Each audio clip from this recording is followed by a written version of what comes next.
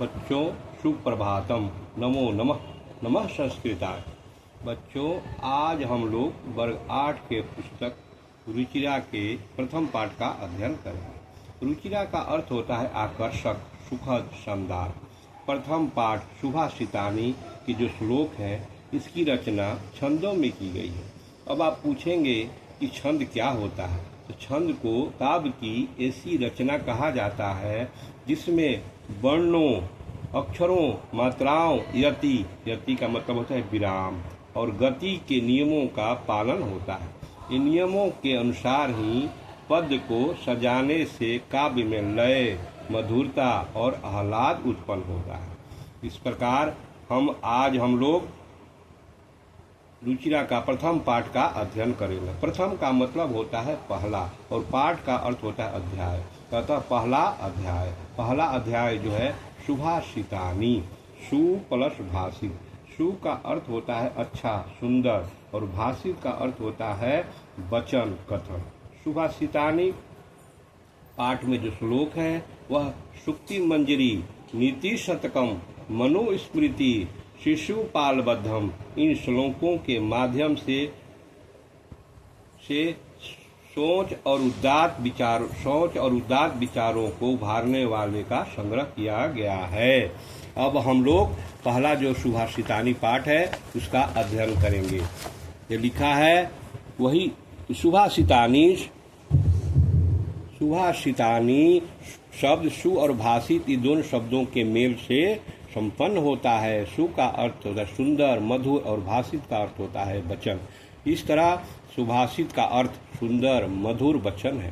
प्रस्तुत पाठ में सुक्ति मंजरी, नीति शतकम, मनुस्मृति, शिशुपालबद्धम, पंचतंत्रम से रोचक और विचारक श्लोकों को संग्रहित किया गया है। ये जो है यहाँ से इन किताबों से इनमें लिया गया है। इससे पहला है गुणा गुणगेषु गुणा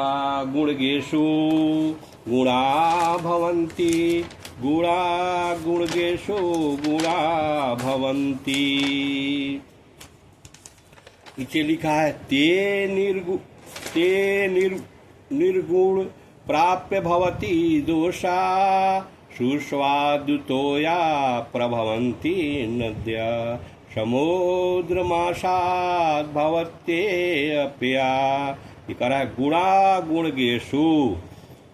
गुण का मतलब गुण, गुणागेषु का गुण को जानने वाला। ते माने वे सब, निर्गुण माने दोष, प्राप्त का अर्थ होता है प्राप्त करके, दोषा माने दोष। ये दोषा जो है शब्द जो है बहुवचन में है। सुस्वाद माने स्वादिष्ट। तोया का अर्थ होता है जल, पानी। प्रभवती का अर्थ होता है बहती है, मिलती है। असाद का अर्थ होता है पहुंचकर। अपेया माने पीने जोग नहीं। इस श्लोक का मंत्र का अगर हम अन्वय करेंगे तो वो अन्वय इस प्रकार होगा। गुणगेषु गुणा भवन्ति, ते निर्गुणा प्राप्या दोषा भवन्ति, सुस्वादुतोया नद्या प्रभवति परा, समुद्रम आसाद्य प्रिया भवन्ति। इस प्रकार इसका अर्थ हुआ कि गुणों को जानने वाले गुण ही होते हैं। गुणों को जानने वाले गुण ही होते हैं, लेकिन वे निर्गुण को प्राप्त होते हैं तो वह निर्गुण बन जाते हैं। जैसे अच्छी स्वाद वाली मीठी जल वाली नदियाँ का जल नदियों में बहती रहती है, परंतु जब वह समुद्र में मिल जाती है तो वह खारा और नमकीन हो जाती है। इसी प्रकार से इस प्रकार से एक कहानी हम कह रहे हैं, आप उस कहानी को ध्यान से सुनिए।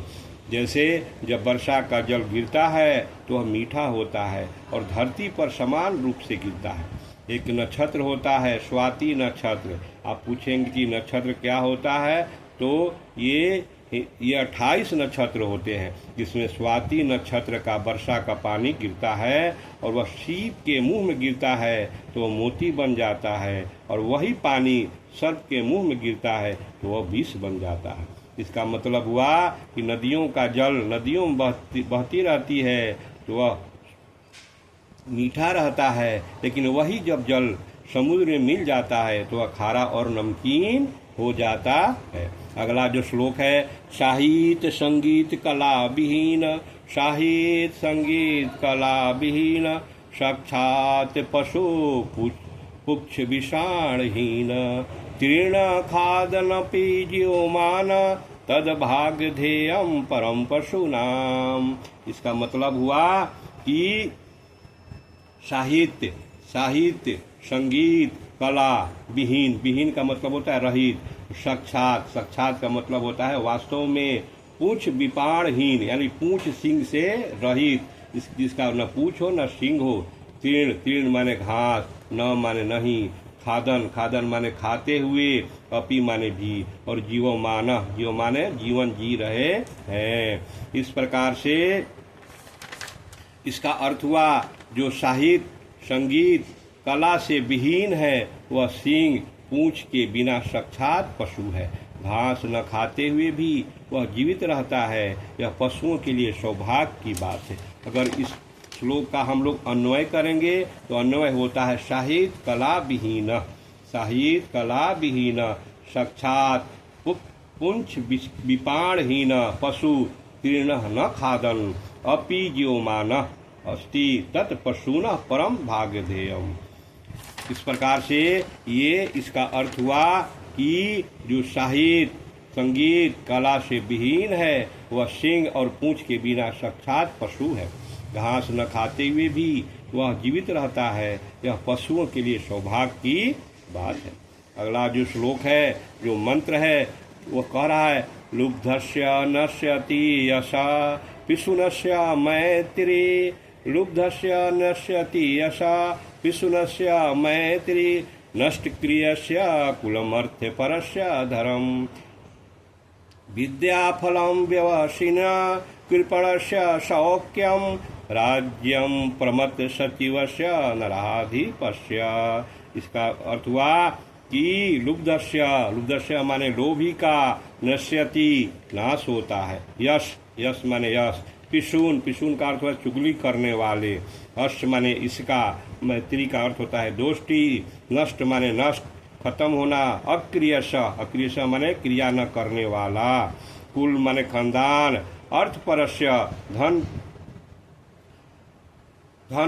कमाने वाले, धन को धन मानने वाले लोग, व्यवसन में लगे लोग, कृपण माने कंजूस लोग, शक्य माने सुख। इसका अन्वय करेंगे इस मंत्र का श्लोक का तो होगा कि लुब्धस्य यश पिशुनस्य मैत्री, नष्टक्रियस्य कुलम, अर्थपरस्य धर्म व्यवसीन, विद्याफलम कृपणस्य सौख्यम, परमत सचिवस्य नराधिपस्य राज्यम नश्यति। यानी कि इसका अर्थ हुआ कि लोभी का यश नष्ट हो जाता है। इसका यश नष्ट होता है लोभी का, चुगली करने वालों की मित्रता, निष्कर्म माने निकम्मे का कुल, अर्थपरक का धर्म, व्यवसीन का विद्या का फल, और कंजूस का सुख और भोग विलास में रहने वाले मंत्री के कारण राजा का राज नष्ट हो जाता है। तो इस प्रकार यदि यश चाहिए तो व्यक्ति लालच न करे, मित्रता चाहिए तो चुगली न करे, धर्माचरण करना हो तो धन का अत्यधिक लालच न करे, और विद्या का फल चाहिए तो व्यसनी न बने, बुरी आदतों से बचें, सुख चाहिए तो कंजूस न बने, और सत्ता को बनाए रखना है तो मंत्री को कर्तव्यों का पालन करना चाहिए। ये 3 मंत्र 3 श्लोक का अर्थ हो गया। अब आगे देखिए चौथा क्या कह रहा है कि पीत्वा रसं तु कटुकं मधुरं समानं, पीत्वा रसं तु कटुकं मधुरं समानं, माधुर्यमेव जन्मे मधुमक्षिकासौ, माधुर्यमेव जन्म येन मधुमक्षिकासौ, संतस्तथैव संसज्जन् दुर्जनानां श्रुत्वा वच मधुरसुक्तरसं सृजन्ति।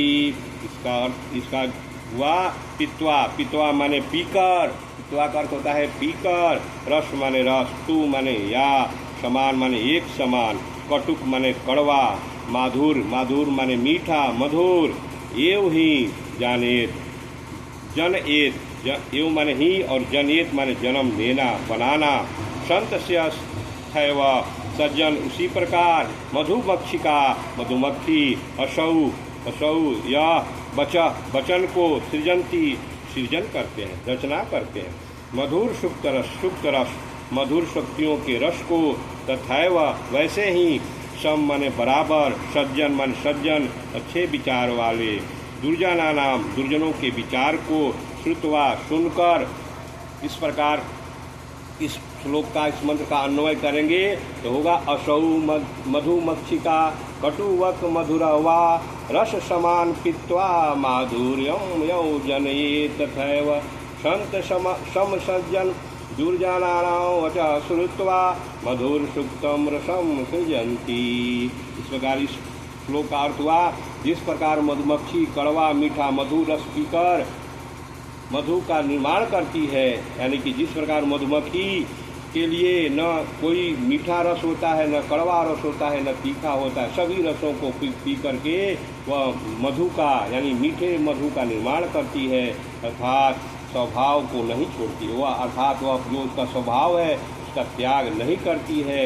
वैसे ही संत लोग जो सज्जनों और दुर्जनों दोनों की बातों सुनकर मधुर सुक्तियों को ही बोलते हैं, यानी किसी की भी बात सुने लेकिन वह अपने स्वभाव को नहीं छोड़ते हैं, जो उनकी बोलने का आदत है मधुर सुक्तियाँ वह बोलते रहते।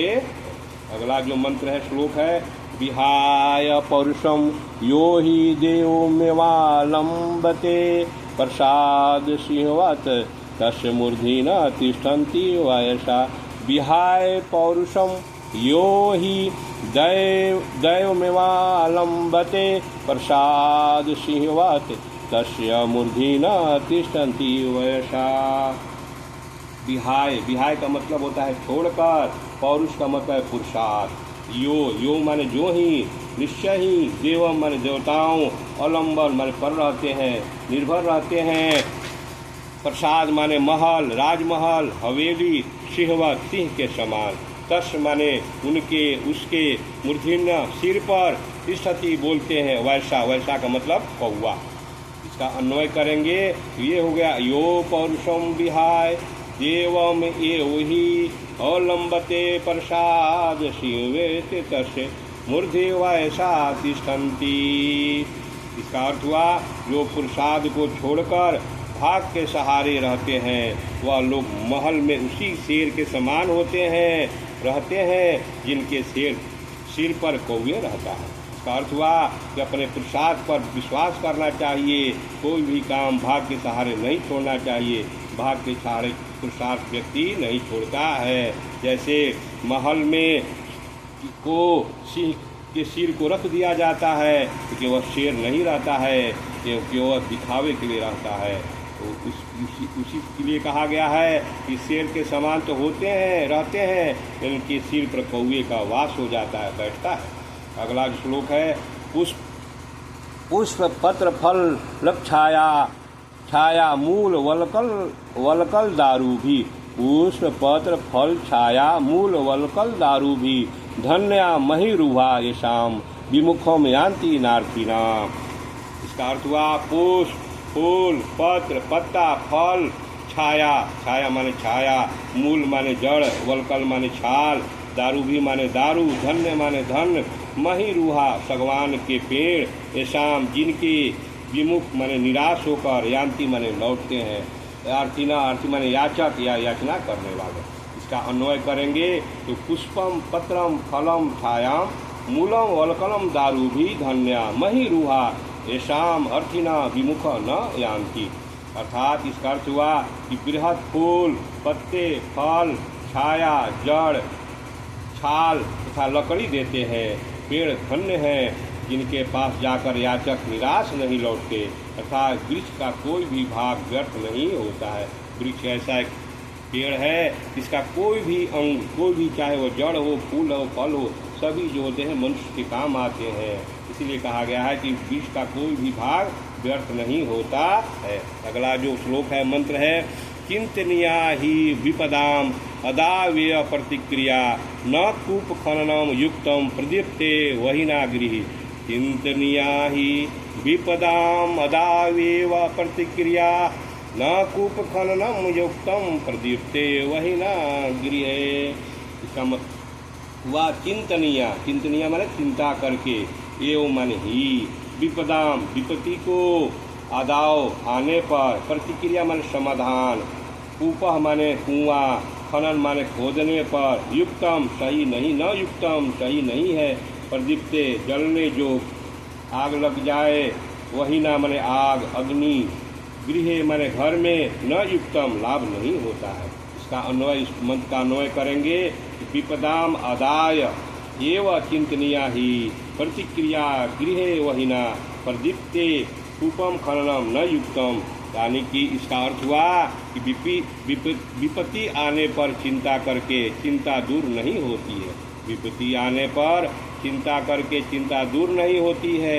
इस प्रकार घर में आग लगने पर कुआं खोदने का कोई लाभ नहीं होता। इस प्रकार इस पाठ का सभी श्लोक जो था वह खत्म हो गया।